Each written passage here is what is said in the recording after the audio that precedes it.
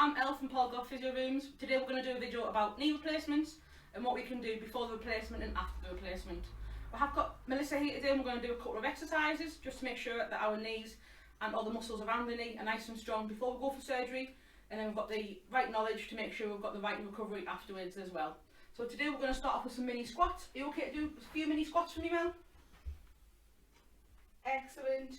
Using both knees and driving through your heels as you push them back up, and then making sure our knees aren't pushing in or out. We'll try and keep in a nice straight line with your ankles and your hips. Excellent. Are we okay to do a couple of calf raises as well? Excellent. So pushing down through the ball of the feet, lifting the heels, and making sure that as we go up we're nice and slow and controlled, putting 50-50 weight through each leg as well. Excellent. And then can we do a hamstring stretch?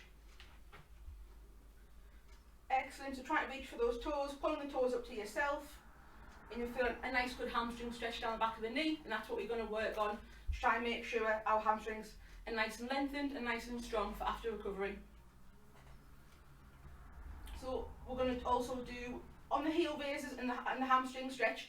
You can keep hold of something, sort of like a kitchen bench or the side of a sofa, just to make sure that you've got nice and stability and you're not going to fall over it all. And then we're going to work on hip abduction. So again, holding on to something. Mel's going to hold on to the wall. So keeping your ankle, knee and hip in line. You're going to really focus on bringing that leg away from the body. Excellent. I'm going to keep it a nice straight line and holding on again for stability. Excellent. So our top tip for knee replacement is taking our rehab seriously. So we're going to work on the exercises that you're given post-surgery, and then hopefully able to start walking and cycling, and then get into a physiotherapy clinic.